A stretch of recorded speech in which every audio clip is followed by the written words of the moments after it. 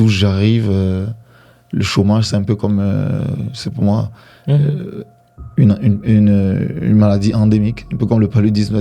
Quoi que tu fasses, tu es comme... Et c'est quelque chose que j'ai pas accepté. Donc j'ai commencé à travailler dessus pour dire, ok, comment on fait pour que les jeunes gens on trouve un emploi à ces jeunes gens. Est-ce que tu avais déjà une vision de ce que tu voulais faire avec ce diplôme de finance là, et tu savais qu'en faisant la finance, je vais aller dans telle étape et qui va m'amener à telle étape? Est-ce que tu avais pensé un petit peu à là où ça t'amènerait, ou est-ce que c'était plus par la curiosité ou une ouverture de porte? Tu disais, je vais le faire, je vais voir là.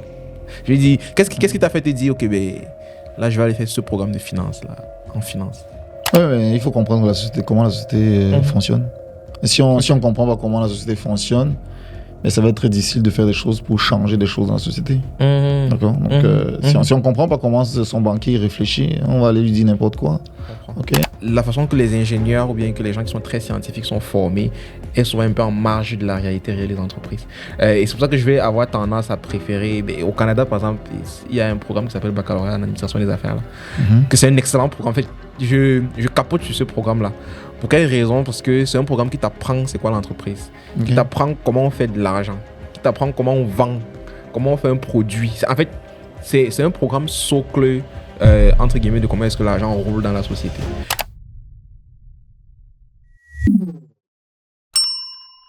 Bonjour à tous et bienvenue dans Impact, le podcast qui met en lumière les parcours inspirants des immigrants au Canada. Aujourd'hui, nous accueillons Fofak Kitio, qui est un immigrant qui vit au Canada depuis 12 ans et il a tellement d'informations à partager avec nous en lien avec son secteur d'activité, en lien avec son cheminement, son parcours et, comme vous savez, en lien aussi avec sa perception de la société d'aujourd'hui telle qu'elle est. Bonjour Kitio. Merci beaucoup, bonjour. Bienvenue dans Impact. Merci. Super. En fait, je suis très content de t'avoir aujourd'hui parce que je sais déjà un petit peu ce que tu as comme matière à partager, comme matière à transmettre. Et je veux vraiment que tu puisses, que les gens puissent profiter aussi de ça. Donc, j'ai une série de questions. L'émission est organisée en 3 parties. La première partie, c'est vraiment pour parler de ton parcours éducatif, professionnel. La deuxième partie, c'est vraiment pour que tu nous parles un peu plus en détail de ce que tu fais concrètement dans ton domaine d'activité. Oui. Et la dernière partie, c'est vraiment pour aborder des questions, on va dire, un peu plus génériques. Certaines personnes le voient comme des questions philosophiques. Ça vaut ce que ça vaut. Donc, est-ce que pour commencer, tu pourrais juste te présenter, nous dire un peu qui tu es, d'où tu viens? Oui, je m'appelle Fofak Kitio, je viens du Cameroun, où je suis né et grandi. Je suis resté au Cameroun jusqu'à mes 23 ans. Donc, j'ai étudié en informatique uniquement après avoir terminé le secondaire. Donc, je ne sais pas faire autre chose. Je dis souvent que si on arrête l'électricité, je ne saurais plus faire grand-chose. Donc, oui. Donc, mon parcours dans l'informatique, il a commencé au Cameroun, donc dès que j'ai eu le bac à l'université Yaoundé 1. Et il s'est poursuivi à l'IUT de Douala. Et après l'IUT de Douala, j'ai été en France dans une école d'ingénieur qui s'appelle 3e, l'école d'ingénieur. Où j'ai continué à étudier l'informatique. Lorsque j'ai terminé, j'ai commencé à travailler en France. Mon premier emploi, je me souviens, c'était au CNRS. Comme ingénieur de recherche. Ouais. C'est ça. Par la suite, après 4 ans de travail, parce que j'ai été consultant en informatique dans la zone en Île-de-France, j'ai décidé d'aller étudier en finance. Donc j'ai mis une pause à mes études et pendant une année, j'ai étudié en banque et finance. Et lorsque j'ai terminé, mais c'était le temps pour moi de partir d'Europe et d'arriver à Montréal, au Canada. Wow. C'est vite comme ça, plein de choses intéressantes que tu me dis. D'accord, on va revenir sur chaque point. Donc, oui, ça fait 12 ans donc, que je suis à Montréal. Je suis effectivement implanté avec ma famille. J'ai continué ma carrière en TI toujours. De toute façon, je ne sais pas faire autre chose, comme je disais tantôt. Donc, mais je me suis formé encore. Donc, cette fois-là, à temps partiel, c'est en gestion de projet. Et donc, aujourd'hui, j'exerce comme gestionnaire de projet, de programme en technologie de l'information. Parallèlement à ça, on aura peut-être l'occasion d'arriver. J'ai un engagement. Je le prends plus comme un engagement plutôt qu'un engagement sur la question de l'insertion professionnelle, sur laquelle je travaille depuis 2013. Donc, dès que je suis arrivé au Québec, là, c'est là que je me suis vraiment penché dessus. Ça faisait un moment que ça trottait dans ma tête, mais de par mes origines, parce que d'où j'arrive, le chômage, c'est un peu comme, c'est pour moi, une maladie endémique, un peu comme le paludisme. Quoi que tu fasses, tu es comme... Et c'est quelque chose que j'ai pas accepté. Donc j'ai commencé à travailler dessus pour dire ok, comment on fait pour que les jeunes gens on trouve un emploi à ces jeunes gens. Donc, et donc c'est ce que j'ai fait pendant toutes ces dernières années-là. C'est intéressant. C'est intéressant. Je veux quand même revenir un petit peu sur ton parcours en France. Parce que tu as fait ton diplôme en France, c'est un diplôme d'ingénieur. Diplôme d'ingénieur, oui. Diplôme d'ingénieur en informatique. Oui. Là, tu as travaillé pendant 4 ans au CNRS. Non, pas seulement au CNRS. Ok, dans plusieurs entreprises. Le premier, c'était le CNRS. Ok. Oui. Mais est-ce que tu peux nous décrire un petit peu ton travail concrètement à ce moment-là? Ça consistait en quoi? Développer des logiciels, tout simplement. Ok, donc tu étais développeur logiciel. Oui. Okay. C'était de comprendre c'est quoi que le monde... Alors, au CNRS, par exemple, ils voulaient une plateforme pour faire des démonstrations grand public d'algorithmes de traitement d'images, basés sur ce qu'on appelle aujourd'hui IA. C'était déjà, en 2009, on appelait ça des statistiques. Okay? C'était des modèles statistiques, des modèles stochastiques, on disait. Et donc, l'idée, c'était d'avoir quelqu'un qui comprend un peu tout ça et qui peut construire une plateforme qui permet de facilement faire des démonstrations grand public et aller chercher des subventions, mettons. Donc, c'était vraiment ça, le but de ce travail-là. J'ai travaillé sur d'autres choses. J'ai travaillé dans un autre centre de recherche qui s'appelle le CEMAGREF. Bon, ça n'existe plus, ça a été fusionné avec d'autres centres. Dans le machinisme agricole, où cette fois-là, je regardais comment est-ce qu'on peut optimiser les prises de décision pour le traitement des vignes. Et puis j'ai travaillé à Peugeot, Citroën. Donc voilà, dans les 4 années, c'est les trois places où j'ai travaillé, oui. C'est ça. En général, quand on parle d'informatique, j'aime bien souvent demander ce que la personne fait parce que l'informatique est tellement vaste. Et quelqu'un, à la fois quelqu'un qui connaît ce que c'est et quelqu'un qui connaît pas ce que c'est, souvent ça peut vouloir tout dire et rien du tout en même temps, en fait. C'est pour ça que j'aime quand même assez préciser. C'est vrai, c'est assez important assez préciser ça. Parce que l'autre chose qui est assez importante, effectivement, c'est de savoir, en demandant ce qu'on fait, dans notre carrière informatique, ça impacte un peu ce qu'on va pouvoir, je pense aussi, faire en dehors de notre métier. Parce que quand moi j'ai commencé, par exemple, je pense que j'ai eu beaucoup de chance d'arriver dans une équipe où j'étais de gars qui allaient faire la solution. Donc, j'étais le tech guy. Le geek. Bon, les autres aussi étaient des geeks, quand même. C'était des docteurs, la plupart. Là, j'étais comme, ah ouais, c'est vrai oui, donc, sauf que là, c'était moi qui devais organiser mon travail, qui devais décider de faire l'architecture de cette affaire-là, de la bidule que je développais, qui devait le développer, qui devait faire les démos de ce que j'ai développé. Et donc, très tôt, j'avais un peu une sorte de marge de manœuvre assez importante pour un jeune diplômé. J'ai commencé les méthodes agiles, par exemple, en 2009. Je crois qu'il n'y a pas grand monde qui entendait parler à ce moment-là. Et donc, j'ai commencé à le faire. J'ai fait de l'architecture à ce moment-là, en sortie de l'école. C'est pas ce qui est arrivé à beaucoup de mes camarades de classe. Donc, ça a impacté beaucoup ce que j'ai pu faire par la suite. Ouais. Mais c'est en tout cas, peut-être pour que les gens comprennent un peu plus. Généralement, dans les centres de recherche, c'est les gens qui vont faire des calculs complexes, des mathématiques, des physiques, des simulations, mais on n'a pas nécessairement un ingénieur qui va faire le logiciel. Et c'est ça que toi, tu as apporté à ce moment. Oui, effectivement. Des fois, ça prend ça. C'est-à-dire que les gens vont travailler sur des choses très, très, très, très complexes et ils n'ont pas le temps de faire des choses qui sont un peu moins complexes. Un peu moins complexes et qui finalement vendent. Oui, mais dont ils ont besoin. C'est ça, en fait, à la fin de la journée, c'est ça.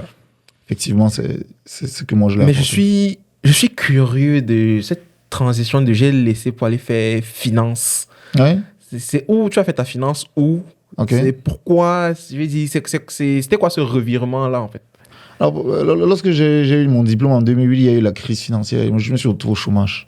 Ok. Donc, et moi, ça a pris 4 ans, mais pendant tout ce temps-là, je me disais, comment ça se fait qu'on peut dire qu'il y a une crise aux États-Unis et moi, en France, j'ai un diplômé, j'arrive pas à trouver un emploi. Donc, ça c'était une amnistie. Ça veut dire que, tout ce que j'ai étudié, là, il y a quelque chose que je comprends pas, comment la société fonctionne. Donc, c'était juste une question de temps avant que je me retrouve de trouver le bon programme pour moi. C'était à Luxembourg School of Finance. Je comprends. Donc, à Luxembourg School of Finance, pour moi, c'était le programme qui était proposé à ce moment-là, qui était très intéressant parce qu'il était très, très vaste. Il était vraiment panoramique, j'ai envie de dire. Donc, depuis la finance d'entreprise jusqu'aux hedge funds, tout ce qui est produits dérivés, tout ça. C'est la finance quantitative. C'était vraiment très, très, très intéressant. Ça a été divisé en plusieurs programmes, mais pour moi, c'était 2 programmes et c'était en anglais. Fait que ça réunissait tous les critères que je recherchais. Mais je veux comprendre, est-ce que tu avais déjà une vision de ce que tu voulais faire avec ce diplôme de finance-là et tu savais qu'en faisant la finance, je vais aller dans telle étape qui va m'amener à telle étape. Est-ce que tu avais pensé un petit peu à là où ça t'amènerait, ou est-ce que c'était plus par la curiosité ou une ouverture de porte, tu disais, je vais le faire, je vais voir là. Je lui dis, qu'est-ce qui t'a fait te dire, ok, là, je vais aller faire ce programme de finance, là, en finance? Oui, mais il faut comprendre comment la société fonctionne. Et si on ne comprend pas comment la société fonctionne, mais ça va être très difficile de faire des choses pour changer des choses dans la société. D'accord? Donc, si on ne comprend pas comment son banquier réfléchit, on va aller lui dire n'importe quoi. Ok? Sauf que c'est vraiment important. Donc, comment est-ce que les entreprises... Oui, ok, à l'école, j'avais déjà eu des cours de méthode de comptabilité, tout ça. Je comprenais un peu l'importance de tout ça. Mais au-delà de la finance d'entreprise, il y a d'autres joueurs, il y a tout un écosystème financier qui est très important. Et que si on se met dans le sens de cet écosystème, on peut faire pas mal de choses. Mais si on se met contre cet écosystème, si on ne travaille pas dans le même sens que cet écosystème, ça va être difficile en fait. D'accord? Donc c'est aussi simple que ça. C'est tellement pertinent ce que tu dis. C'est incroyable. Ça me fait penser à justement, c'est une réflexion que je me fais souvent, que la façon que les ingénieurs ou bien que les gens qui sont très scientifiques sont formés est souvent un peu en marge de la réalité réelle des entreprises. Et c'est pour ça que je vais avoir tendance à préférer... au Canada, par exemple, il y a un programme qui s'appelle Baccalauréat en administration des affaires, là, que c'est un excellent programme. En fait, je capote sur ce programme-là.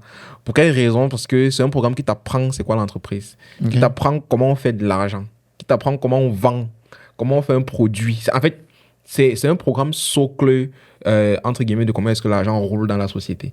Sauf que souvent, les gens qui font des parcours d'ingénierie ou bien des parcours un petit peu plus scientifiques ou bien littéraires n'ont pas accès à ce type de connaissances, ce type d'informations-là. C'est la raison pour laquelle dans les entreprises, souvent, les ingénieurs ou les gens qui sont très tech vont être très en arrière dans la tech et souvent plafonnés, comme tu dis. Parce qu'en termes d'ouverture d'esprit, souvent aussi, c'est pas trop ça. En tout cas, quand tu dis, quand tu parles de la finance comme étant une porte pour comprendre comment fonctionne le monde, je trouve que c'est tellement on point. J'avoue que c'est pas tout. Hein. Après, oui, on comprend un peu la finance, mais tout le côté vente, tout le côté marketing, en ce moment, c'est quelque chose sur lequel je tripe. Je ne l'avais pas, mais même si je comprenais le côté financier, il restait que si on veut monter un produit, comme tu disais tantôt, mais il faut comprendre les clients, il faut avoir une démarche et tout ça. Ça tombe pas comme ça dans la tête. Fait que il y a toujours des choses à aller apprendre, mettons. Mais c'est intéressant parce que moi, je suis convaincu que tu peux faire tout. Hein. Tu peux faire tout ce que tu veux. Et les gens, on a beaucoup d'exemples de gens autour de nous qui font tout ce qu'ils veulent. Les grands inventeurs avant n'étaient pas... Je suis philosophe et puis ça s'arrête là. On va te parler de quelqu'un qui en même temps était philosophe, mathématicien, informaticien, mais qui en même temps va aller faire la césarienne. Je pense que ce qu'on oublie parfois peut-être de nous dire, et c'est que souvent ils commençaient très tôt, peut-être comme nous. Seulement, ils n'arrêtaient jamais de se former. Voilà, donc rendu à 60 ans, même à 40 ans, bref, rendu à un moment de leur vie, ils pouvaient décider que, j'ai un nouveau challenge et pour atteindre ce challenge-là, je vais apprendre telle chose ou telle autre. Ou bien je vais être avec telle personne parce qu'on travaille ensemble et puis je vais apprendre un petit peu de ce qu'il fait. Se dit que notre tête est toujours capable d'apprendre quelque chose. Donc, à partir de là, au fur et à mesure que les années passent, la personne accumule de plus en plus de connaissances et c'est ça. Autrefois, lorsqu'on parlait de la vieille Europe, c'est surtout à ça qu'on faisait référence. C'est ces personnes qui ont un certain âge, mais qui ont accumulé tellement de savoir aussi. Je comprends. Nice. Maintenant, est-ce que tu peux nous parler un petit peu de ta transition justement vers le Canada? Parce que quand tu as présenté cette partie-là, tu as dit que justement après ton diplôme, là, c'est là que tu as décidé de quitter l'Europe. Oui. Est-ce que tu peux nous décrire un petit peu cette transition-là? Comment tu es arrivé au Canada? Mais avec quel statut déjà tu avais quand tu venais au Canada? Je suis arrivé comme résident permanent. Comme résident permanent. Oui. J'avais commencé mes démarches pendant que je travaillais juste après le CNRS. En 2010, j'ai commencé mes démarches tranquillement là. Alors, plusieurs choses avaient fait que je prenne la décision de partir d'Europe. Il y avait, je pense que avec les Européens, un rapport qui était pas paisible. Parce que, surtout en France, les gens ont beaucoup de condescendance. Ils ont les restes du colonialisme. Et ça, moi, ça m'horripillait. Fait qu'au bout d'un moment, si on se crève le chignon avec tout le monde, c'est nous qui avons un problème. Donc, c'est moi qui avais un problème, donc il fallait que je parte. C'est aussi simple que ça. Je comprends. C'est drôle parce que juste ce que tu viens de dire là, j'ai l'impression qu'on peut faire 4 épisodes seulement avec ça. Mais ce qu'on va faire, c'est qu'on va mettre ça entre parenthèses, on va garder ça pour le prochain épisode qu'on va faire ensemble. Donc, c'est ça. Tu es parti de la France et tu es venu au Canada comme résident permanent. Directement. Mais comment ça s'est... Est-ce que tu peux nous décrire maintenant comment ça s'est passé ton arrivée au Canada en termes d'intégration? C'est ça. Mais lorsque je suis arrivé au Canada, j'ai dit je m'installe pas à Montréal parce que j'avais vécu une expérience traumatisante à Paris. Donc je m'étais dit plus jamais les grandes villes. Donc je me suis installé sur la rive sud et j'ai trouvé mon premier emploi à l'Université de Montréal. Donc je pense que mes expériences au CNRS et tout ça m'ont aidé un petit peu. Donc j'ai commencé là en tant que développeur et puis team lead assez vite. Et voilà, c'est ça. C'était ma première expérience. Puis, partie de là, j'ai eu une autre opportunité avec une entreprise qui s'appelle Legal Suite, où je suis resté quelques années quand même, où j'étais chargé de projet. C'était aussi intéressant parce que là, je travaillais avec des collègues aux États-Unis, au Canada aussi, mais pour des clients en Amérique du Nord, en Amérique du Nord anglophone, mettons. Il n'y a que le Québec qui est francophone. Et donc ça, c'était intéressant comme développement. Puis tout ce qui est gestion de projet à force d'en faire, aussi parce que c'était ça ma job. Donc en force d'en faire des projets. Mais ça me permettait d'avoir un certain recul sur la question. Puis d'être chargé de projet, ça me mettait les mains toujours dans une petite entreprise, ça me mettait les mains dans le cambouis quand même, même si je faisais la gestion de projet. Donc, c'est là que j'ai aussi appris certains aspects techniques. Ça m'a permis de monter encore en compétences. Donc, ça a été très, très structurant pour moi, cette expérience-là. Ensuite, je suis retourné encore à l'université, mais cette fois-là à l'UQAM, où j'ai travaillé. Quand j'ai terminé là, je suis parti comme consultant pendant 5 ans. Et je suis toujours consultant. Ok. Donc, si je résume, juste pour être sûr que j'ai bien compris moi-même, et que les gens aussi ont bien compris, c'est j'ai terminé mon diplôme d'ingénieur, j'ai travaillé comme informaticien, on va dire, comme développeur logiciel, pendant environ 4 ans. J'ai fait la finance, je suis parti au Canada, et là, directement en arrivant au Canada, j'ai trouvé un emploi de développeur logiciel aussi, où j'ai travaillé pendant plusieurs années. Je suis passé team lead, je suis passé chargé de projet, et après ça, je suis passé à mon propre compte comme consultant. C'est ça. Super. Comment ça s'est passé ta recherche d'emploi en arrivant au Canada? Est-ce que ça s'est fait de manière spontanée? Est-ce que tu peux nous raconter un peu cette expérience-là? Oui, je me souviens qu'il a fallu comprendre un peu l'écosystème ici au Canada parce que je me souviens qu'il y avait des gens qui me contactaient. C'était des recruteurs. Et chaque fois que je me déplaçais, on me disait j'ai une entrevue, mais en fait, ça m'a pris un certain temps pour comprendre que, en fait, eux autres, ils recrutent pour quelqu'un. J'étais un peu déboussolé au début. Et donc... Et qu'avoir une bonne entrevue avec les autres, bon, c'est bien pour s'entraîner, mais c'est pas 2 entrevues, en fait. J'ai encore rien fait. Ouais, c'est ça. Donc, et comprendre ça, et donc commencer à comprendre, ok, d'accord, il faut peut-être que je m'ajuste sur ma recherche d'emploi, les sites de recherche d'emploi, les découvrir, Jobico ou bien Indeed, voilà, par exemple. Voilà. C'est vrai qu'aujourd'hui, on a maintenant LinkedIn qui arrive très fort, mais ces 2-là sont encore de bons joueurs. Il y en a même plusieurs, d'ailleurs. Donc, de comprendre ça, de comprendre aussi comment... De se donner un petit temps de comprendre vraiment comment ça fonctionne, ce marché-là, si je peux dire, les différents joueurs, et finalement comprendre où est-ce qu'une organisation irait chercher directement des personnes qu'elle veut. Ça, c'est très important de comprendre. Sur LinkedIn, par exemple, on va avoir des chasseurs de tête, des choses comme ça, mais il y a des sites où on va avoir directement d'offres d'organisation. Donc, ça va être plus intéressant. Donc, soit sur le site directement de l'organisme en question, de l'organisation en question, ou bien sur des sites qui sont, auxquels ils sont affiliés. Et comprendre aussi leur prise de décision, les prix, des choses comme ça. Donc, si on regarde un peu les prix, par exemple, pour recruter sur LinkedIn, ça aide un petit peu à savoir qui c'est qui peut recruter et puis qu'est-ce qui se passe dans la tête de la personne qui recrute sur LinkedIn. Fait que c'est un peu ça que ça m'a pris comme adaptation. Et puis à partir de là, j'ai commencé à me dire, ok, je sais où trouver quoi. Ok, je comprends. Donc, ça t'a pris du temps pour comprendre un peu l'environnement. 2-3 semaines. 2-3 semaines pour comprendre. C'est quand même rapide. Il y a des gens qui prennent 1 an pour ça. Oui, j'avoue que je suis dans un domaine où les compétences sont très transférables. Ok, oui. D'accord, donc entre ce que je faisais en France et ce que j'ai commencé à faire lorsque je suis arrivé ici, il n'y a aucune différence. D'accord, ok, c'est juste les mondes qui parlaient un français un petit peu différent. Mais à part ça, c'était exactement les mêmes outils. Voilà, donc là-dessus, ma candidature n'était pas difficile à défendre. Voilà. Je comprends. Mais qu'est-ce qui t'a poussé justement à retourner aux études pour étudier en gestion de projet? Est-ce que je vais dire en termes de réalisation et d'évolution professionnelle, tu avais l'air de ce que tu me dis là, j'ai l'impression que tu avançais plutôt bien. Qu'est-ce qui t'a fait te dire, écoute, je vais retourner à l'université là pour faire une formation en gestion de projet?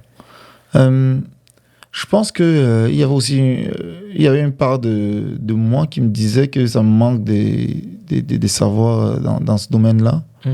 Alors, lorsque j'étais, c'est une autre chose que j'ai vécu en France, que j'ai trouvé assez particulier, qui m'a un peu choqué, et que je voulais sûrement pas revivre ici. C'était le monde qui m'opposait. Quand je disais, moi je vais aller en gestion, ils me disaient, tu n'as pas d'expérience en gestion de projet. Ok. D'accord, donc, et moi je disais, mais il faut que je commence un jour quelque part, mais c'était toujours. Donc, à ce moment-là, je me suis dit, ok, d'accord, si le monde. Ils veulent pas en quelque sorte parier sur toi. Il faut que toi-même tu paries sur toi. À partir de là, j'ai commencé à me dire, ok, si je devais avoir un projet que je devais me mettre moi comme gestion de projet, je n'aurais pas confiance parce que je sais pas faire. Je comprends. D'accord, ok, je regarde comment on fait peut-être au travail, d'accord, mais je suis allé donc chercher ces éléments-là de gestion de projet. Et c'est ça qui m'a permis de démarrer mon projet finalement, si on peut dire mon projet sur l'insertion professionnelle. Ouais. On en parlera sûrement en détail. Donc, à partir du moment où j'avais de plus en plus de connaissances en gestion de projet, mais là, j'étais maintenant capable de bien organiser mon travail et puis d'impliquer d'autres personnes, des choses comme ça, atteindre des objectifs. Et c'est un peu ça. Donc, je pense que après la gestion d'entreprise, la gestion de projet, ça vient un peu comme la gestion de production, si on peut dire ça comme ça. C'était dans notre domaine de dire, ok, comment est-ce que je fais pour produire quelque chose? J'ai pas arrêté, ça m'a pas pris. Ça fait plus de 10 ans que j'étudie toujours la gestion de projet. Donc, ok, je suis rendu sur les programmes, les risques, des choses comme ça. On aura peut-être l'occasion d'aller en détail, mais savoir produire quelque chose, organiser, faire des grosses équipes, mais c'est vraiment, vraiment important. Parce que c'est un effet de levier important. Donc, je pense que c'est quelque chose qu'il faut maîtriser. Enfin, j'ai pensé et je pense encore que c'est quelque chose qu'il faut maîtriser. C'est intéressant. Et là, tu as parlé de consultant. Je sais que c'est... Beaucoup de personnes, quand ils entendent le mot consultant, ils ont les poils qui se dressent, ils sont un peu excités. Et pourtant, je suis persuadé de ma propre expérience, là, souvent, les gens n'ont pas très bien compris réellement ce que c'est quoi les implications, les choses. Est-ce que tu peux nous dire un petit peu justement entre ton passage de consultant et comment tu étais avant d'être consultant, mais c'est quoi la différence? Qu'est-ce qui fait le changement entre les deux en fait, d'un point de vue professionnel? D'un point de vue professionnel, alors sur le travail en lui-même, c'est pas forcément très différent le travail qu'on doit faire. Maintenant, si on est consultant et qu'on est analyste d'affaires, développeur et qu'on est employé, mettons permanent, c'est le même travail qui attend. Maintenant, il y a une relation qui est différente, par exemple. Donc, le consultant, il arrive parce que les gens ont un besoin ponctuel, précis, carré, j'ai envie de dire. Et ils veulent quelqu'un qui a toutes les compétences et qui va le faire dans les temps prévus et tout ça. Et donc, par définition, j'ai envie de dire, l'intervention du consultant est comme limitée dans le temps. D'accord, donc... même si à un moment donné on trouve que c'est intéressant, on peut prolonger, ça arrive souvent. Il reste qu'à un moment donné ici, oui, n'importe quand, on peut aussi se dire, bon, finalement, on n'a plus besoin, bien on n'a plus les moyens, ou il y a plus raison. Donc, le consultant est la première variable d'ajustement parfois pour les gestionnaires. Ça, il faut le savoir, ça. Donc, quel que soit lambda, donc, oui, le gestionnaire va... Maintenant, il y a aussi... une relation au niveau de la rémunération qui est un petit peu différente. Alors, lorsqu'on est un employé permanent, on est sur le payroll, sur la paye à la charge de l'entreprise, donc qui va nous avoir parmi ses salariés. Alors, lorsqu'on est un consultant, ça va être un service qu'on apporte. Donc, ils vont payer pour le service et à partir de là, vous allez avoir votre entente avec. Si vous êtes à votre propre compte, et souvent vous n'arrivez pas directement, ça arrive. Si vous arrivez directement, tant mieux. Mais souvent, il y a peut-être d'autres intermédiaires qui font que vous allez trouver votre arrangement là et que c'est lorsque ça va arriver au niveau de votre entreprise où vous êtes sur le payroll que vous allez pouvoir vous payer, si vous voulez, bien sûr. Ouais. Donc, c'est un petit peu la relation qui est peut-être un peu plus simple lorsqu'on est salarié et que lorsqu'on est consultant, c'est un peu plus complexe, je pense. Il faut bien comprendre les déterminants et puis bien faire ses calculs pour voir si on est à l'aise avec. Si on est plein du jeu. J'ai beaucoup de... C'est un gros débat, et surtout en ce moment, depuis 1 an et demi, 2 ans, là, avec la crise. J'avais des gars, il y a 2 ans, qui étaient sur les 2 mandats, 3 mandats en parallèle, en même temps, à titre de consultant. À un moment donné, ça a commencé à sauter comme avec la crise économique. Et même jusqu'à présent, c'est toujours la grosse question. Il y a beaucoup de personnes qui veulent passer en consultation simplement parce que ça donne beaucoup d'argent, entre guillemets. Entre guillemets ça, c'est une bonne question, ça. Moi, j'ai envie de réagir quand même là-dessus. Je vais aller en consultation. Je vais être consultant parce que ça donne beaucoup d'argent. Alors, quand tu es salarié, non. Alors, c'est dommage. Alors, les gens mélangent un revenu, c'est-à-dire un salaire et un chiffre d'affaires. C'est pas la même affaire. OK? C'est là où comprendre la finance est important.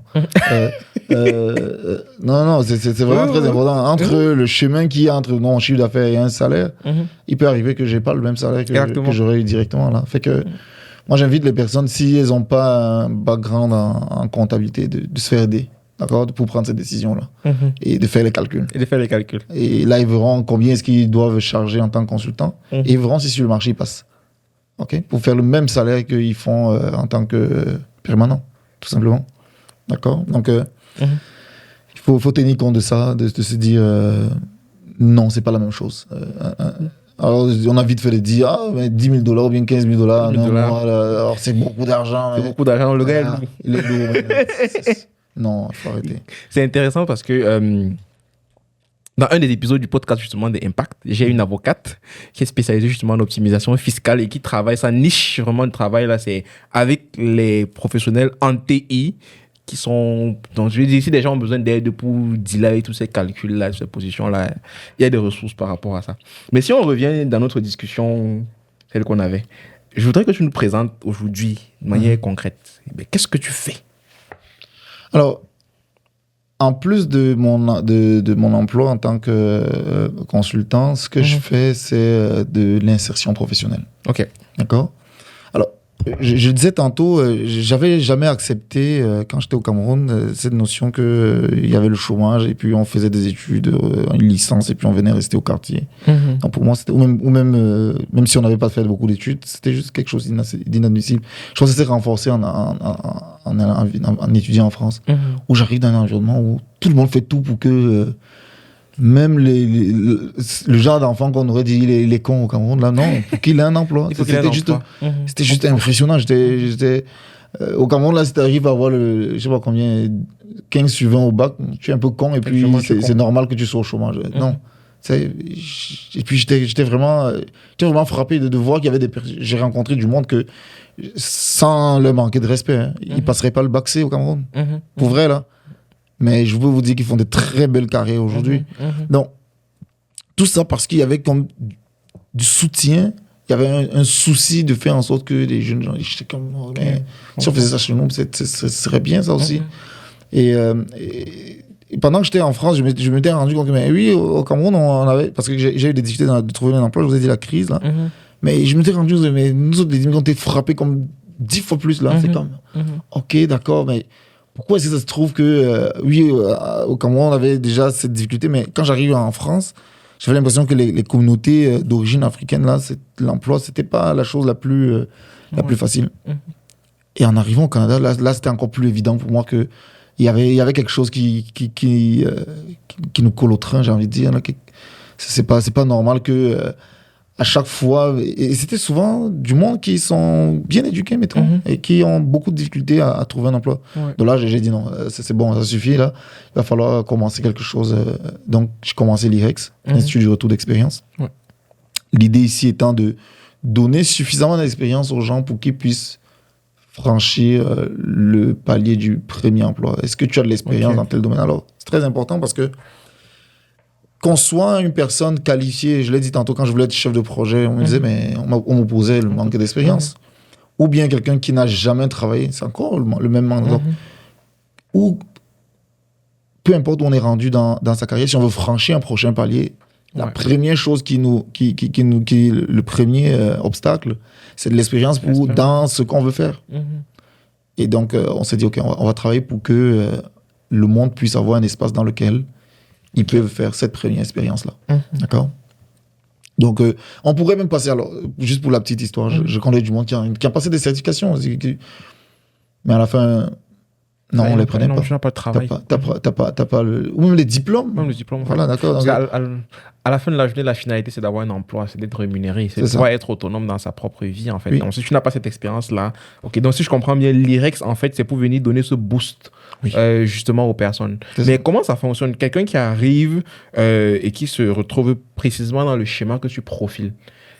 Comment l'IREX le mold, le mot en français c'est quoi? Moduler? C'est pas le mot l'aide. Ce que je veux dire, c'est l'aide pour justement qu'il puisse aller à ce prochain palier là. Alors la première chose c'est d'identifier c'est quoi que la personne a comme bagage. Ce que nous avons remarqué, c'est que des fois les gens ne se rendent pas compte à quel point ils ont beaucoup de bagages. Je prends un exemple très simple. Une personne qui a fini ses études secondaires, mettons, je prends au Cameroun, mais c'est la même chose dans beaucoup de pays, a un bagage impressionnant. Mais ils ne se rendent pas forcément compte. D'accord? Si on a des notions en anglais, on a des notions en français, on a des notions de culture générale, on a des notions de sciences, de mathématiques, parfois d'informatique même aussi. Mais avec ça, on peut faire plein de choses. Okay, donc, mais seulement les personnes ne se rendent pas compte parce qu'elles n'ont jamais été mises dans un environnement où on leur a dit écoute, essaye de faire ça. Vas-y puiser dans tes connaissances en français, rédige-moi quelque chose. Elles n'ont jamais été dans, elles se disent qu'elles ne savent rien faire. Donc, ce que nous faisons premièrement, c'est faire vraiment un bilan de où est-ce que la personne est rendue. Ça vaut pour une personne qui a une maîtrise, ça vaut pour une personne qui vient juste d'avoir son bac, ça vaut pour une personne qui a sa licence, ça vaut pour quelqu'un qui a beaucoup d'années d'expérience. Donc, on fait quand même un bilan de savoir, en fait, surtout des savoirs. Puis, on fait aussi un bilan des savoir-faire. Qu'est-ce que la personne sait faire, qu'est-ce qu'il ne sait pas faire. Et où est-ce que la personne veut se rendre maintenant. Donc, c'est vraiment des parcours très personnalisés où chaque personne va être peut-être à côte avec vous. Vous pourrez être avec votre collègue à côté, mais chacun de vous a son projet professionnel. Mais en fait, c'est ça dans la vraie vie. Lorsqu'on est en entreprise, chacun a son projet professionnel. Chacun a son projet, chacun a ses tâches. C'est ça. Chacun sait pourquoi il est là. Mais pourtant, on est ensemble. Donc, c'est exactement ça que nous allons faire à l'IEX, c'est qu'on va créer un environnement comme en entreprise. Ok, je comprends. Dans lequel chacun va exercer peut-être le métier qu'il n'a jamais fait. C'est ça la différence. C'est que vous allez avoir la chance d'exercer un métier que vous n'avez pas fait avant, sur lequel vous n'avez pas forcément d'expérience. Ça ne veut pas dire que vous ne savez rien faire. Alors maintenant, pour aller faire en sorte que cette expérience-là soit quand même intéressante, riche, on va apporter des formations d'appoint. Ok. D'accord? On va apporter des formations d'appoint qui vont faire en sorte que si vous me dites vous voulez par exemple faire du graphisme, au lieu de vous jeter là, je vous dis ok, maintenant tu vas faire du graphisme, on va vous dire ok, voici un logiciel Krita par exemple. On va te dire ok, voilà comment est-ce qu'on fait des choses avec Krita. Ça va accélérer le processus. Ça va faire en sorte que la personne maintenant, lorsqu'il va être, on va le mettre en situation, aura quand même les savoirs nécessaires, il aura les outils nécessaires pour commencer à faire des choses. Lui, il va encore rencontrer des difficultés, mais on va travailler sur ses habiletés de résolution de problèmes à ce moment-là. Donc, notre parcours, il commence donc à l'identification des savoirs, des savoir-faire, les ambitions de la personne. Dans la partie de savoir-faire aussi, on va dire à la personne, bon, il y a des métiers qui peuvent être intéressants pour toi, sur lesquels tu peux exceller. Est-ce que dans tes savoirs, là, dans tout ce que tu as fait, qu'est-ce que tu aimais, qu'est-ce qui te passionnait, qu'est-ce que tu pouvais faire non-stop, sans jamais t'arrêter OK, donc, et là, à ce moment-là, on va dire, OK, vu que tu as fait, mettons, de la comptabilité pendant des années, mais je pense que si tu fais de l'analyse d'affaires en comptabilité, mais tu as des chances d'être performant là, et vraiment de t'éclater. Et surtout, d'avoir un revenu très intéressant. Très intéressant. Donc, on va essayer de avoir cette discussion avec la personne pour lui dire, voici les choses qui peuvent s'ouvrir à un profil comme le tien en technologie de l'information. C'est souvent de l'information que les gens ne savent pas. Donc, de faire une sorte de de projet professionnel finalement avec cette personne, définir, d'aider cette carrière personne, vraiment élaboré pour la personne en fait, et personnalisé. Et dire, ok, le premier étape, ça va être de trouver ton premier emploi en tant qu'analyste d'affaires, mais après ça, qu'est-ce que tu vas faire? Mais tu vas peut-être devenir analyste d'affaires senior, on va continuer à t'aider une fois que tu seras à l'emploi. Donc. Puis tu vas chercher à être peut-être gestionnaire de projet, puis tu vas faire ta carrière, et ainsi de suite. D'accord? Et ça peut être quelqu'un d'autre qui peut arriver avec un background, disons, technique. On dit, ok, si tu veux, tu aimes la technique, il dit, oui, j'adore ça, ok, d'accord. Mais comment on fait pour que non seulement tu aies une expérience grande qui va parler aux gens, mais en plus qui va te permettre de démarrer un projet professionnel, justement, où tu peux devenir architecte, où tu peux, voilà, des choses de même. Donc si je, juste pour être sûr que j'ai bien compris, si je réessaye de faire le workflow complet, ça veut dire quoi? Ça veut dire que tu prends quelqu'un qui a étudié en comptabilité, qui a un master en comptabilité, qui n'a pas d'expérience de travail en comptabilité, et qui est quand même intéressé par aller faire les technologies de l'information, par aller dans l'informatique. Parfois, ils ne savent même pas qu'ils peuvent aller en technologie. Donc, tu prends la personne. La première étape, c'est que tu vas d'abord faire un bilan de compétences, bilan de savoir. C'est comme une sorte d'orientation de la personne pour aider la personne à voir un petit peu ce qui va se passer dans 5-10 ans par rapport à son évolution professionnelle. Pour aider la personne d'abord à savoir où est-ce qu'elle est rendue. Où est-ce qu'elle est rendue, ok. Qu'est-ce qu'elle a comme si je me dis asset là en anglais, comme actif là, d'un point de vue connaissance, savoir-faire. Tu lui dis, tu as de la valeur. Okay, souvent, ils n'entendent pas ça. Je comprends. Et donc, effectivement, maintenant, de poser un cap et dire, ok, voilà, là, on s'en va, la prochaine étape, c'est celle-là, et on va essayer de l'atteindre. Et dans ça, maintenant, tu vas offrir la formation qu'il faut à la personne. Oui. Dans une approche de projet. Alors, la personne va effectivement avoir de la formation, mais aussi du coaching. Et c'est le coaching qui va se passer dans le projet. D'accord? Donc, ce qu'on veut, c'est que cette mise en situation-là soit avec une personne qui connaît le métier, qui va lui dire, OK, travaille là-dessus. Mais surtout, nous autres, on va beaucoup insister sur la résolution de problèmes. Quel que soit le métier que nous faisons, les gens font recours à nous parce que nous allons résoudre des problèmes à longueur de journée. Donc, pendant qu'on va être coaché, on va apprendre à la personne de se dire, OK, toute l'information dont tu vas avoir besoin, c'est souvent le challenge, ne va pas venir de ce que tu as étudié seulement.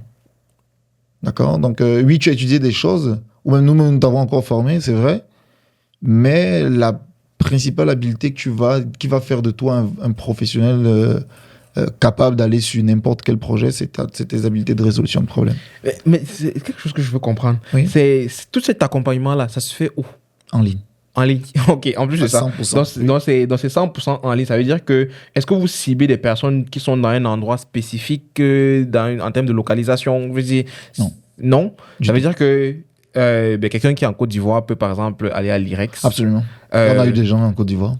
Suivre le programme d'accompagnement justement de l'IREX et jusqu'au bout et s'en sortir. Ça, c'est super pertinent. Oui. Tous les gens qui sont francophones présentement. Okay. Alors, nous autres, on encourage aussi des personnes qui sont anglophones à venir avec nous, mais pour le moment, c'est essentiellement. Allez, il y a eu un ou deux sur plus de 1000 là, qui étaient anglophones, ou même qui parlaient français. Donc, mais oui, tous les francophones, oui, c'est vraiment ça. Mais comment on fait? Quelqu'un qui aujourd'hui, qui t'écoute parler, qui parle de l'IREX et qui est intéressé par ça, comment il fait pour te contacter? Ou bien pour contacter l'IREX. Oui, pour contacter l'IREX, c'est beaucoup mieux. Parce que je suis plus capable de répondre aux personnes personnellement. Oui, c'est ça. C'est vraiment de contacter l'IREX. Il y a un site web de l'IREX, c'est www.irex.retex.ca. Ben, on va le marquer là dans la description. Donc, ce site web-là, à partir de là, il y a un gros bouton postuler. Et vous remplissez un formulaire et c'est fait. Il y a quelqu'un qui vous rappelle. Est-ce que c'est une candidature sélective ou est-ce qu'on va vraiment prendre le temps je veux dire, il y a plusieurs programmes qui sont hyper compétitifs en fait. Est-ce que c'est un programme où tout le monde a accès, où il faut quand même qu'on ait un certain niveau pour avoir des chances de rejoindre le programme? Ça, c'est une bonne question. Sur laquelle j'ai été très influencé par ce que j'ai vécu en France et que j'ai vu au Canada.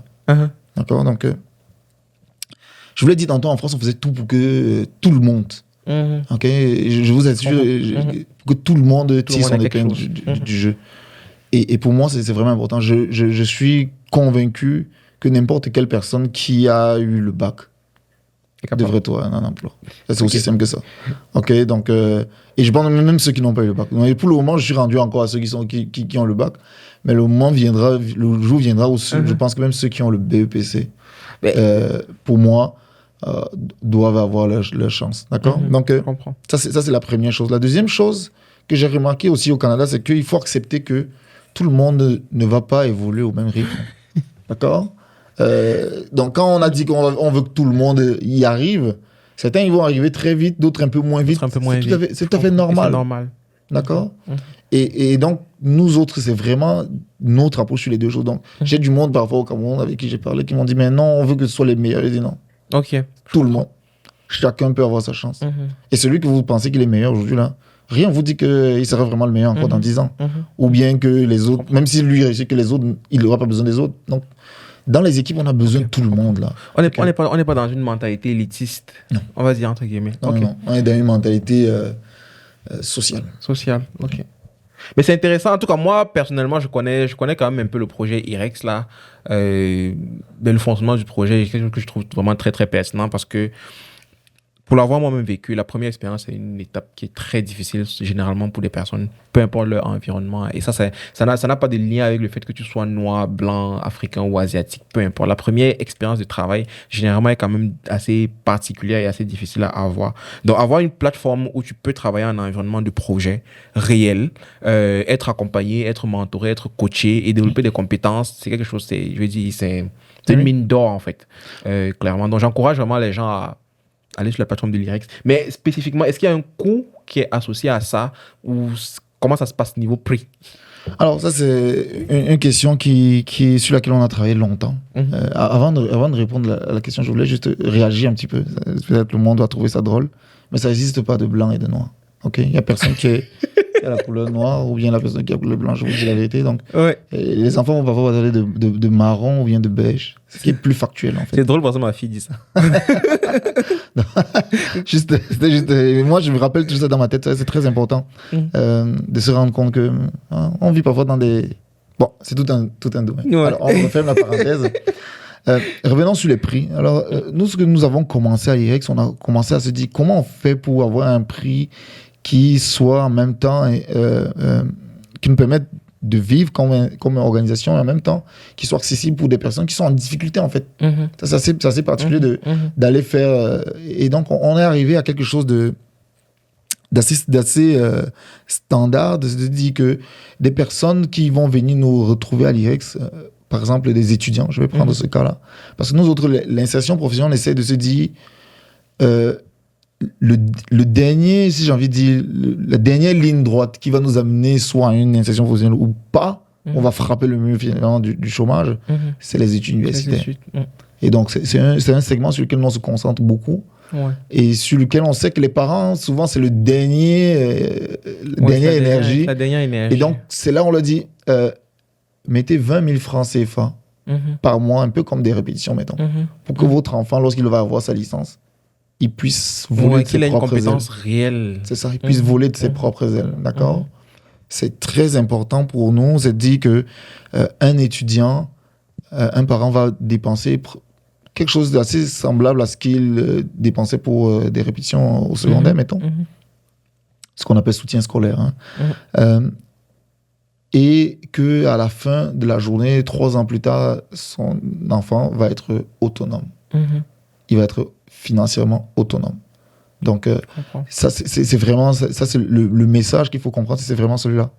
Dans notre prix, c'est de dire, OK, tu commences l'université aujourd'hui, il y en a qui viennent juste d'avoir le bac. Inscrivez votre enfant là, au lieu qu'il va rester justement un mois pendant que les autres vont reprendre l'école en septembre, il sera à la maison à rien faire du tout. Donc, dès maintenant qu'ils ont eu leur bac, c'est le temps de rejoindre une communauté comme l'IREX où on va lui commencer à lui dire, écoute, tu sais faire les choses. Tu as un brevet de technicien. Alors ça, c'est quelque chose, les gens sont souvent surpris quand je leur dis ça. Votre baccalauréat, c'est écrit dessus. C'est embêté. Brevet de technicien. Ça veut dire que chaque enfant, là, parmi les milliers qui ont eu le bac cette année dans tous nos pays, là, ben, pourrait travailler comme technicien. Mais il faut qu'il ait ces compétences-là. D'accord? Donc, ça prend 20 000 francs par mois. Par mois. OK. Une personne qui est au Canada... Ce qui est très... Pour ce que c'est abordable. On va se dire les vérités. Ça restera, je peux vous dire la vérité, là, une petite confidence, ça restera pas 20 000 francs pour longtemps. En tout cas, j'imagine, je me doute bien.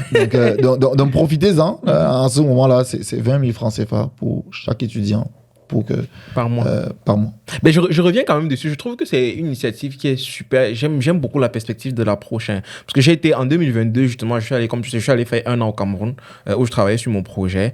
Je me suis rendu compte à quel point les gens sont déconnectés de la réalité, de l'évolution du monde à l'extérieur du Cameroun. Les jeunes n'ont pas de compétences.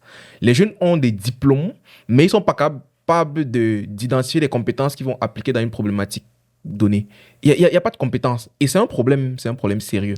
Donc pour moi, le fait d'avoir une plateforme, une communauté que tu peux rejoindre et dans laquelle tu vas apprendre des compétences réelles, qui ne sont pas des compétences qui sont propres à ton environnement. Ce n'est pas parce que tu es à Abidjan.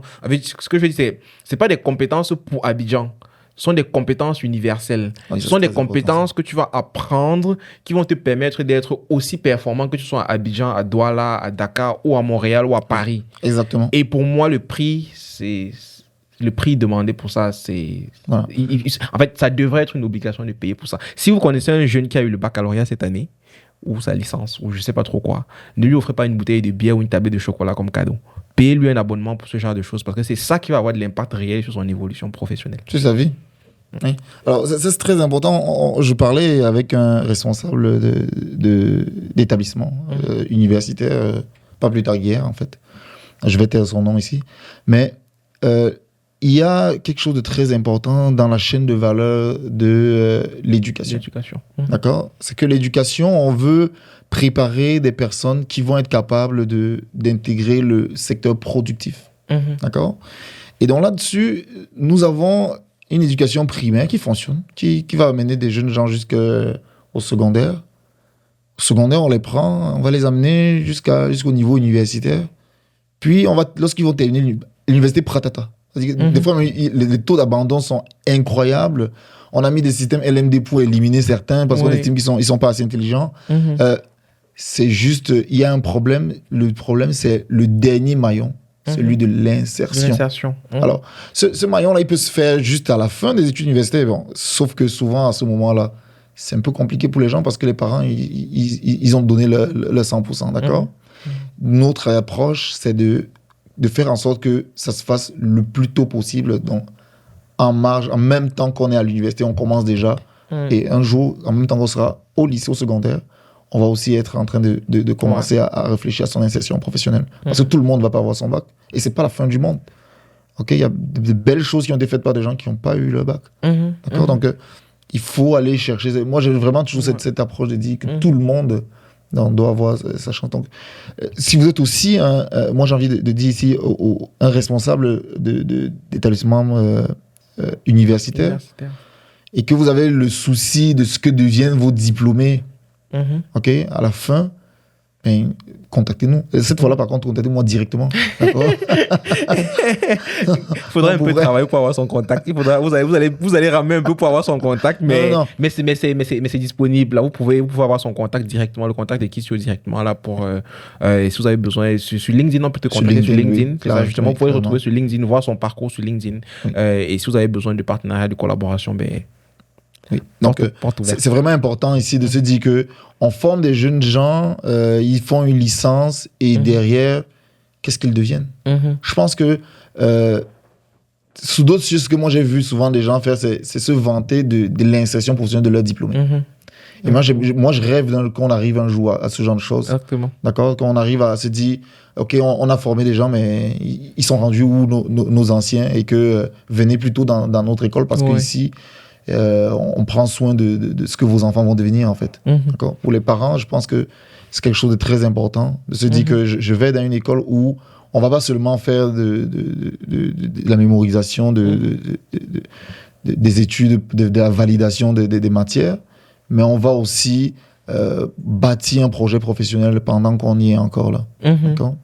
On appelle ça ici taux de placement. C'est comme ça qu'ils disent. Quand tu vas sur le site d'une école et que tu vois un programme d'études on te fait une belle description à la fin, on met 90%, 99% de taux de placement. Le taux de placement, généralement, la façon qu'ils vont calculer, dépendamment des écoles, là, c'est le pourcentage de diplômés qui ont trouvé un emploi dans le secteur au bout de 3 mois ou de 6 mois. Donc, je suis totalement d'accord avec toi. Je pense que le système éducatif devrait préparer les gens avec des compétences. Et puis, l'IREX l'apporte. L'autre chose que nous faisons, tu me le mentionnais tantôt, c'est la relevance, je sais pas en français, la pertinence, mettons. La pertinence de ce que nous faisons, quel que soit le contexte, Douala, voilà. Alors, c'est très important ici, c'est que lorsque nous avons réfléchi à la question de l'insertion professionnelle, c'est devenu très clair pour nous qu'il fallait que les Africains, les personnes qui souffrent d'insertion professionnelle, arrachent une partie de l'économie, qui viennent dans cette économie-là, qui disent, écoute, nous autres, on est capable de le faire, on est compétitifs. D'accord? Ils rentrent dans cette compétition. Alors, ce qui s'est passé, c'est que le chômage que nous avons, c'est qu'on n'a même jamais essayé de courir avec les autres, en fait. Alors, il y a les Jeux Olympiques, là. On n'a jamais essayé. C'est un peu comme si la natation. C'est comme si on s'était dit que travailler, avoir un emploi, c'était un peu comme la natation. C'est-à-dire que non, on veut pas. On veut juste pas. On va rester à côté. On va regarder les autres faire. Non. OK? Et il va falloir que pour nous, nos jeunes, toutes les personnes qui nous rejoignent, aient les compétences qui leur permettent de s'en sortir. Qu'ils soient à Montréal, à Paris, à Douala, à Yaoundé, n'importe où. On travaille pour qu'il y ait des startups qui sont, mettons, dans ces villes partout, n'importe où dans le monde, qui puissent les embaucher. Qu'eux, ils puissent créer leur startup. Ça, c'est un aspect, un volet sur lequel on travaille ces 2 dernières années, que c'est très important pour nous. De dire que... Non, je vais vous raconter une anecdote, ça va être mieux. Oui. Lorsque j'étais à l'IUT de Douala, mes camarades et moi, on avait travaillé pour participer aux Olympiades académiques. Ça s'appelait les Olympiades académiques 2004, en informatique, dans la section informatique. Et donc, nous avions préparé un projet. Ce projet parlait d'une plateforme sur laquelle on pourrait venir faire des transactions immobilières. On pourrait venir chercher un bien. C'était en 2004. 2004, waouh. OK, c'était en 2004. 2004, OK? Donc, on était là-dessus et c'était extrêmement porteur comme projet. On a gagné le premier prix devant toutes les écoles. Tout le monde était très content. Notre équipe avait gagné le premier prix devant Polytechnique. Et à la fin de ça, on nous a donné un peu d'argent. Et puis, on est tous partis aux 4 coins du monde. That's it. Et that's it. OK, c'est le genre de choses que... Alors, je pense que nous autres, on a vécu ça, mais... Chaque année, il y a ces Olympiades-là. Chaque année, il y a des projets, des idées de projets. Impeccable, et ça reste dans le tiroir. Alors que le même projet, c'est pour ce que c'est là, tu l'aurais lancé en 2004 ici à Montréal. Aujourd'hui, je peux te dire que c'est... Même, alors, l'ironie du sort, c'est qu'en 2024, vous pouvez chercher, il y a des sites marocains à Douala qui font exactement ce dont je vous parle là.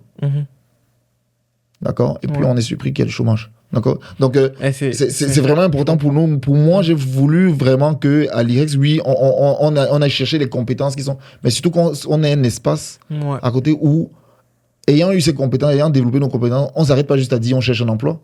On se dit aussi qu'on a un espace dans lequel on peut développer n'importe quel projet digital. Je comprends. Et c'est ce que nous faisons. Ça s'appelle Digipolis. D'accord? Donc...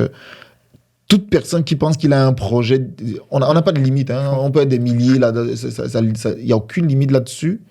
C'est dit qu'on peut partir des projets autant qu'on veut. Donc, si vous avez fait un projet à l'école, votre projet de soutenance, vous pensez que c'est porteur, contactez-nous. On va vous mettre en place tout l'accompagnement qu'il faut pour que ça aille sur le marché. Pour nous, là, je vais terminer là-dessus. Je veux qu'il y ait plus de jeunes gens, de jeunes Africains sur le marché, sur les marchés mondiaux, avec des solutions. Parce que c'est comme ça qu'on va créer plus d'emplois. D'accord? Donc, je pense que même aujourd'hui encore, cette idée-là de dire qu'on peut faire une plateforme où je pense qu'elle a peut-être encore, il faut peut-être étudier un petit peu le marché. Il y a de l'opportunité partout. Ouais. C'est ça. Mais, écoute, j'aime beaucoup ta perspective. J'aime beaucoup cette approche-là de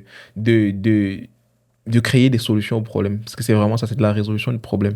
C'est les gens n'ont pas de compétences, je vais créer. Les gens n'ont pas... Parce qu'à la fin de la journée, c'est ça, les gens n'ont pas d'emploi. Je peux résoudre le problème d'emploi de 2 façons. Si je me concentre d'un côté et que l'autre côté n'est pas comblé, ça ne marche pas. Je vais d'abord former les gens, parce que tu te plains que tu n'as pas d'emploi, mais je ne suis pas capable de travailler, ça ne sert à rien. Je vais d'abord te former, tu auras la compétence, mais tu as beau être formé, s'il n'y a pas d'emploi, il n'y a pas d'emploi. Donc je vais te former, ensuite je vais créer le travail. Ouais, je vais amener du monde qui va créer du travail. Et comme ça, tu vas pouvoir travailler. C'est ça. Wow, c'est... C'est incroyable. Franchement, comme je dis, j'aime beaucoup cette perspective-là. Et je vais profiter justement de ce moment pour parler d'un projet sur lequel on travaille justement en ce moment. Si tu veux présenter. Oui, alors, ce que nous faisons ici, c'est ma carrière en TI pour les personnes qui arrivent à Montréal, les nouveaux arrivants, mettons, et qui se disent est-ce que je peux faire carrière en technologie de l'information, d'accord?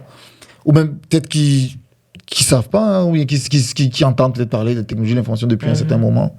Je vais, pour replacer tout ça, il faut se dire qu'à Montréal, ou au Canada, on est dans la transformation digitale depuis quelques années maintenant, au moins 5 ans, qu'on en parle, et que c'est réel. Alors pourquoi c'est réel? Ce qui se passe, c'est que le secteur productif intègre massivement des solutions de technologie, donc ce qui lui permet d'être plus compétitif. Et donc, la main-d'œuvre, toutes les personnes qui travaillent sont maintenant de plus en plus en contact avec des logiciels. D'accord? Pour faire leur travail. Et ce que ça amène, c'est qu'il y a un besoin de personnes qui vont aider à mettre en place ces logiciels, à les faire évoluer, à les maintenir, et ainsi de suite. D'accord? Et donc, c'est là que vous arrivez. Ce besoin, il est très fort. Parce que pour les entreprises, se digitaliser, c'est gagner de l'argent. D'accord? Donc, les projets de digitalisation, c'est extrêmement rentable. Donc, lorsqu'on est nouvel arrivant, il faut aller, je pense, là où il y a cet attrait, cet appel qui est fort, mais sur lequel aussi où on a les arguments pour tirer son épingle du jeu.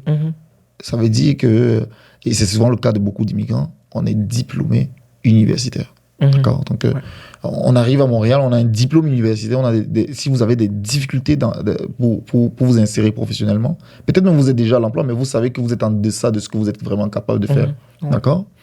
Mais là, nous autres, on va organiser une conférence pour vous expliquer de bout en bout comment est-ce que vous pouvez trouver votre place en technologie de l'information. D'accord? C'est super. Et donc, ce sera le 16 novembre. Le 16 novembre 2024. Ce sera une journée, oui, dédiée vraiment à la carrière en technologie de l'information. Donc, il y a même des personnes qui sont déjà à Montréal depuis un certain temps, qui travaillent déjà. Et qui se disent, est-ce que ça peut être intéressant? Moi, je vous dis la vérité là. Passer, par exemple, de comptabilité. On peut être un comptable, analyste comptable, et devenir un analyste d'affaires. Pécuniairement, à très court terme, c'est très intéressant, d'accord? En termes d'évolution de carrière, alors je vous dis, par exemple, si vous êtes analyste comptable et que vous n'avez pas de CPA, vous allez plafonner tout de suite. Là, très rapidement. C'est pas un secret, ça. Si vous voulez devenir CPA, c'est 4 ans minimum, je sais plus combien, quelques années quand même de dur labeur. Hein. Mais en technologie de l'information, ça vous prendra quelques mois pour être un analyste d'affaires. Et que le monde en TI va être très content d'avoir quelqu'un qui connaît bien son débit crédit. Alors, j'ai pris l'exemple de quelqu'un en comptabilité. Mais ça vaut pour tous les domaines. Si vous êtes arrivé, si vous êtes médecin, vous êtes bloqué par l'ordre des médecins, devenez analyste d'affaires. Ça a l'air con comme ça, mais les gens qui font des logiciels, avoir un médecin qui va leur dire que les groupes sanguins, c'est pas juste A, B, O, AB, il y a plus que ça. Ils savent pas ça. Vous avez un niveau de connaissance métier, et là j'insiste justement sur le métier, qui est incommensurable, en fait, qui est pas comparable avec... et qui est transférable, parce que...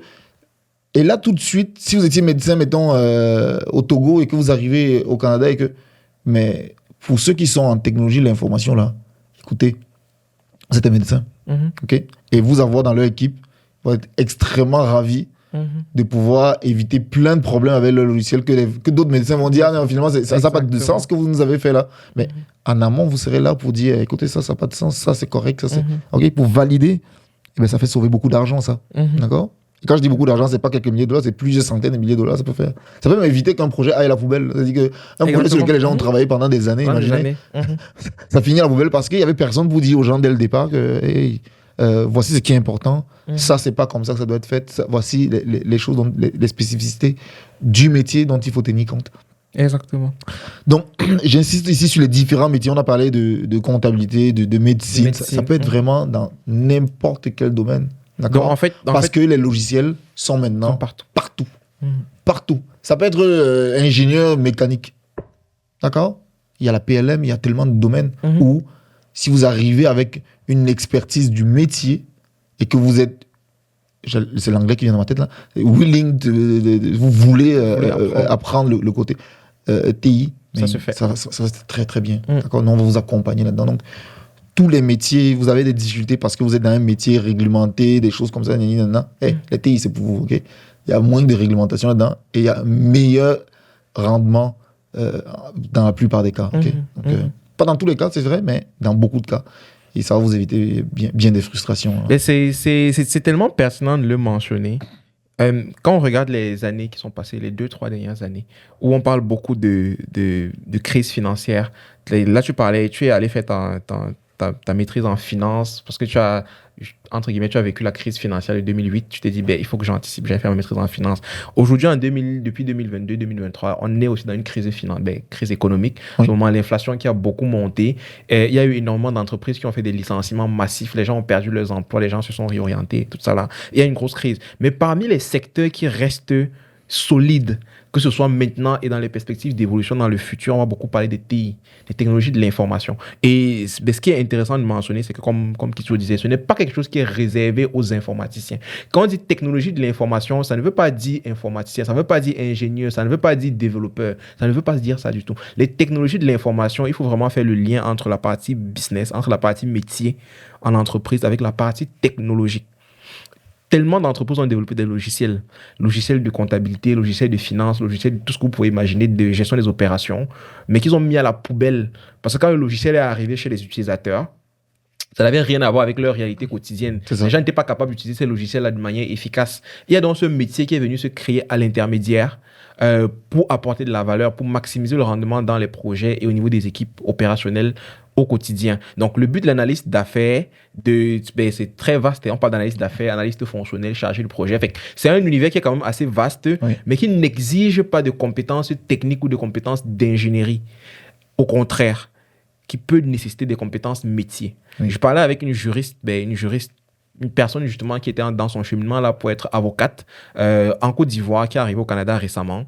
Pareil, qui réfléchissait, mais qui n'a jamais envisagé qu'elle pourrait se retrouver dans les TI, parce que pour elle, c'est abstrait, c'est l'informatique, c'est très technique. Alors qu'en réalité, dans les cabinets d'avocats aujourd'hui, le niveau de digitalisation est tellement avancé qu'on a besoin d'analystes d'affaires. On a besoin de gens qui comprennent l'univers du droit et qui sont capables de parler avec des informaticiens pour savoir si le logiciel est bien fait, s'il est fait correctement dans les temps. C'est ça les TI.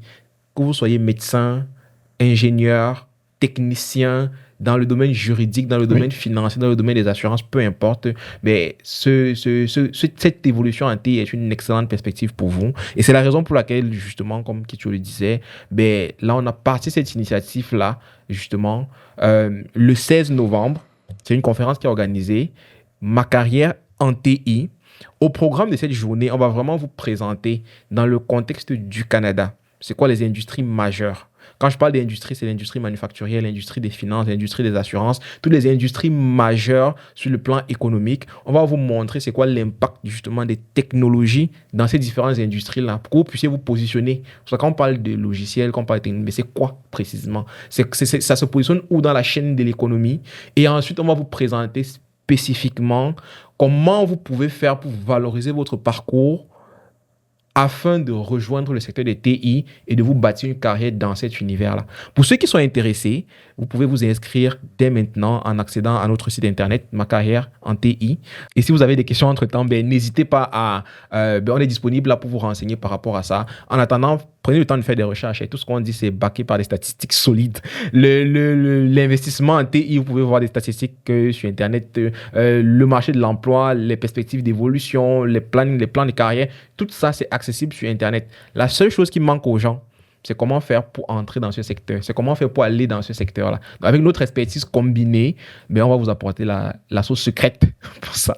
Rendez-vous le 16 novembre. On va continuer notre discussion.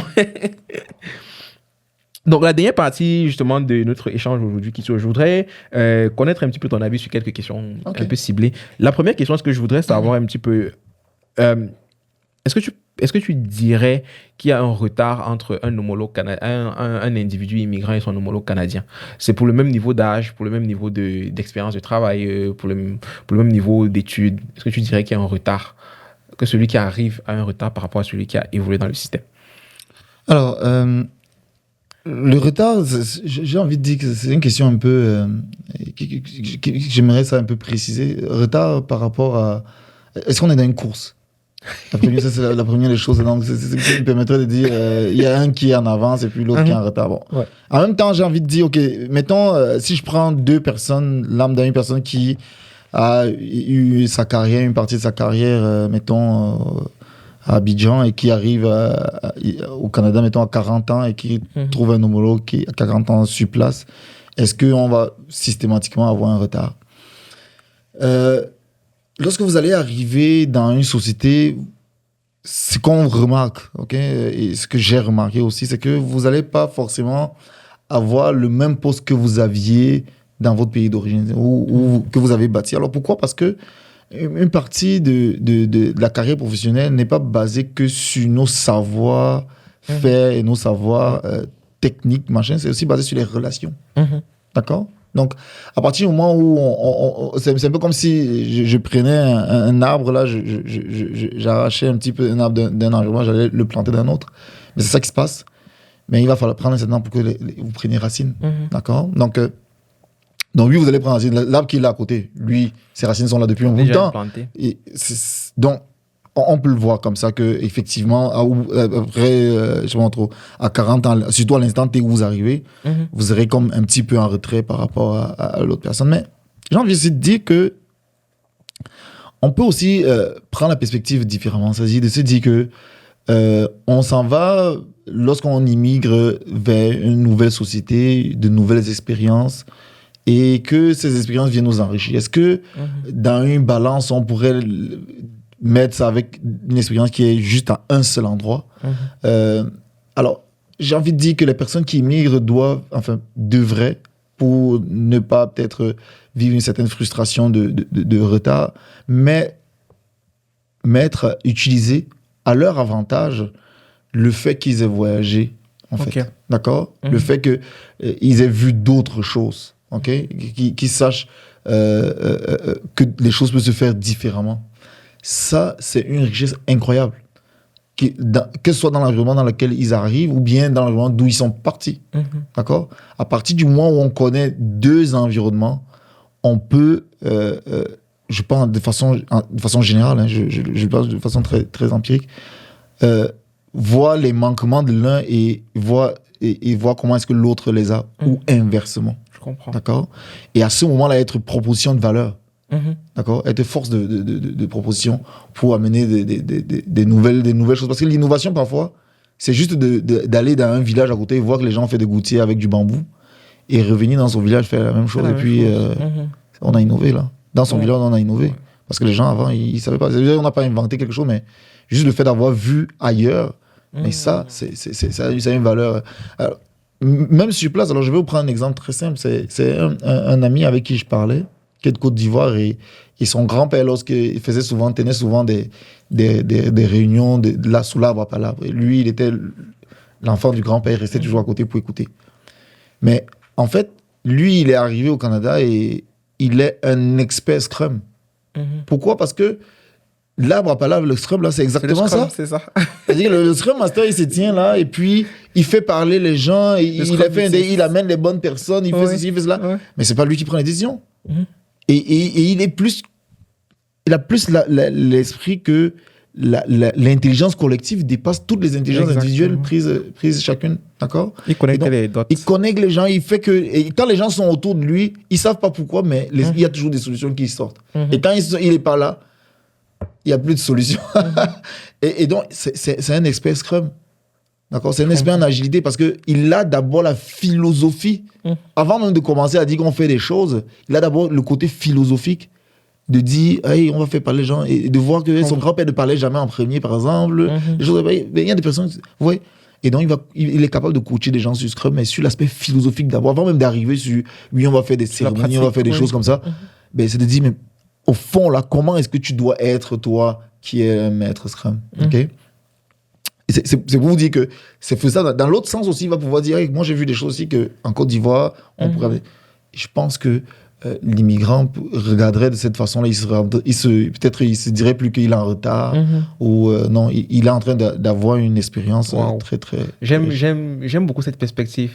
C'est vraiment le verre à moitié plein qu'on est en train de regarder.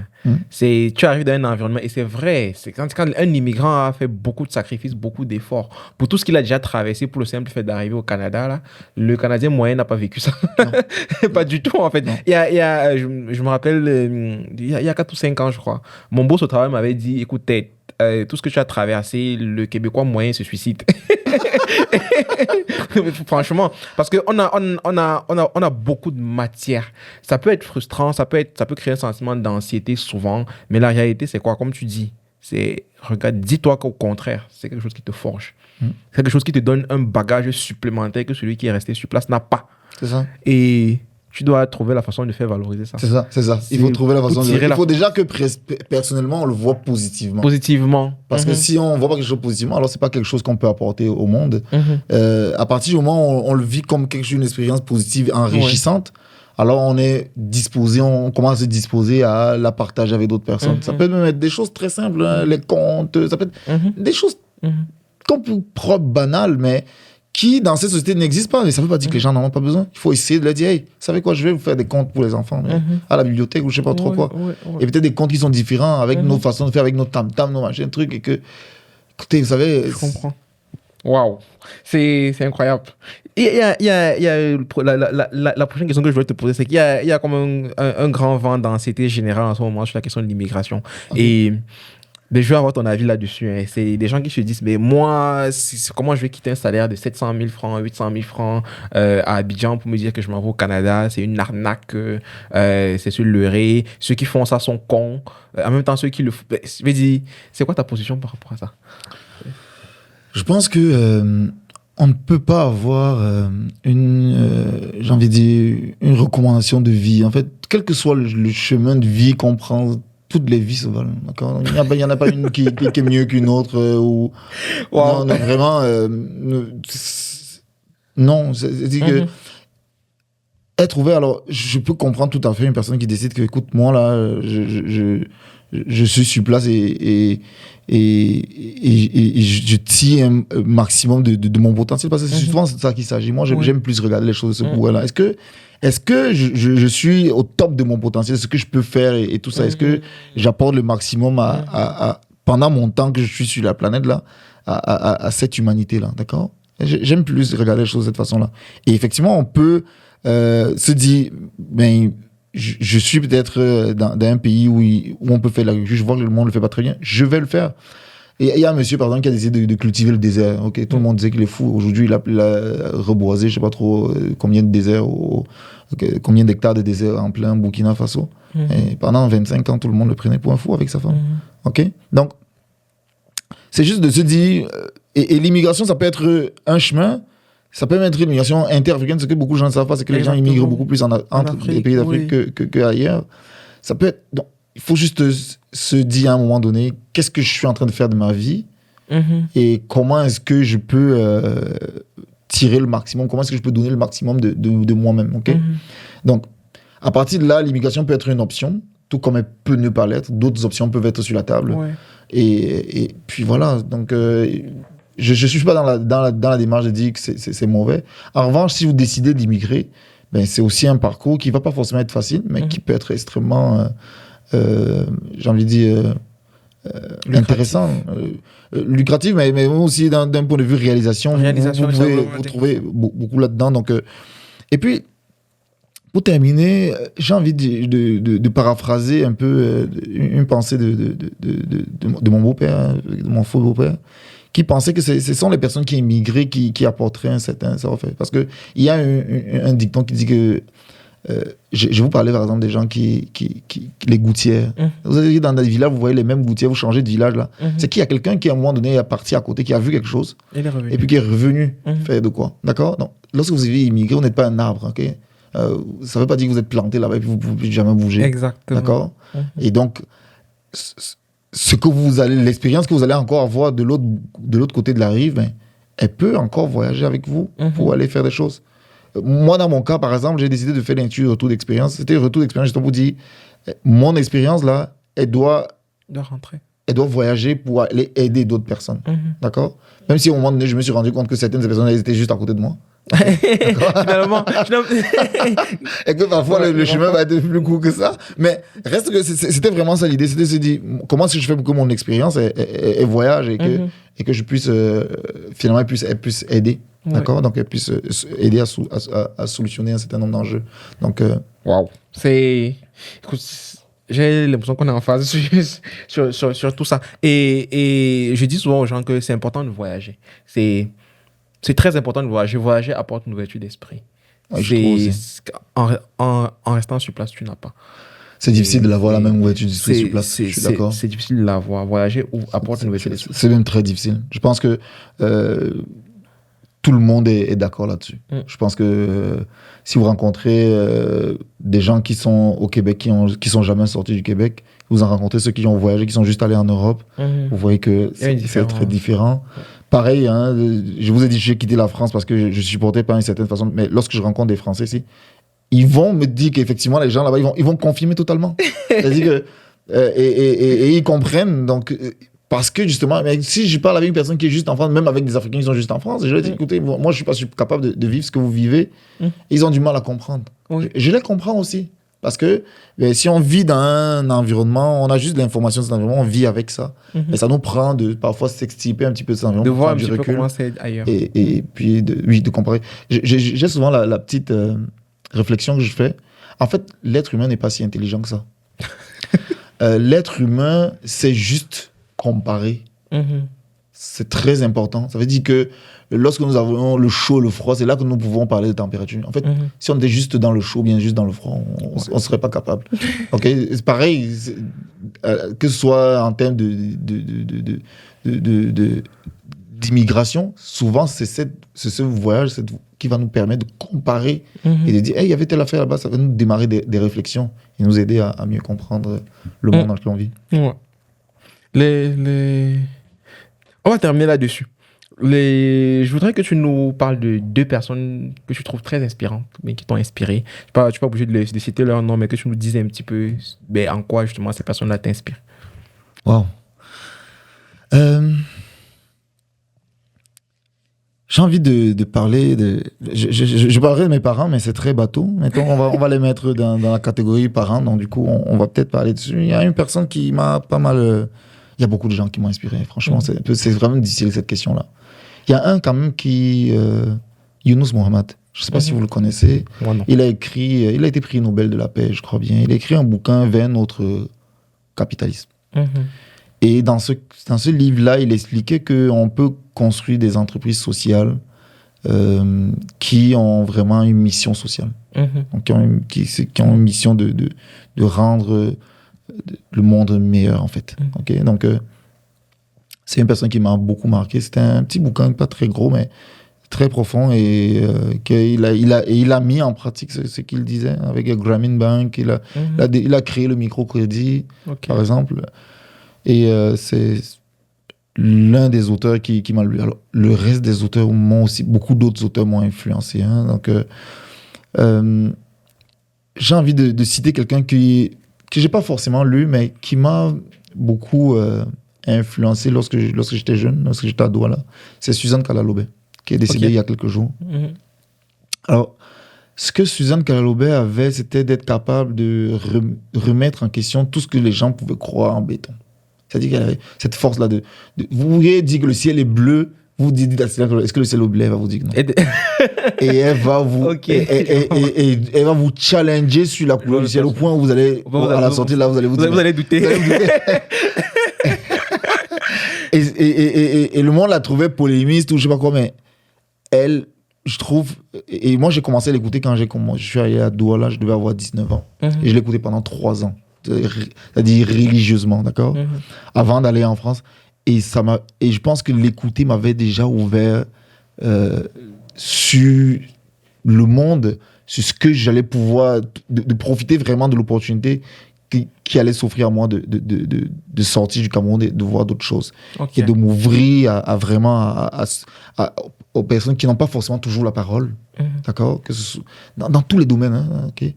Et donc, c'est vraiment ça qu'elle m'a apporté, ce côté réfléchir sur la chose qui peut paraître la plus acquise.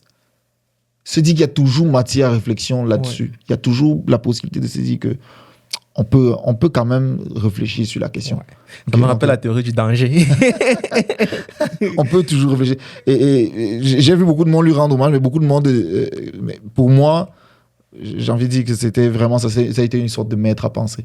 D'accord? Donc, il m'a ouvert vraiment de dire, OK, je vais m'ouvrir sur tout ce qui est l'afrocentricité, sur des choses comme ça.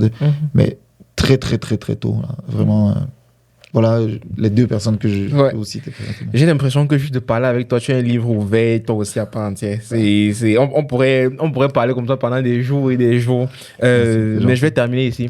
J'espère que vous avez apprécié l'épisode.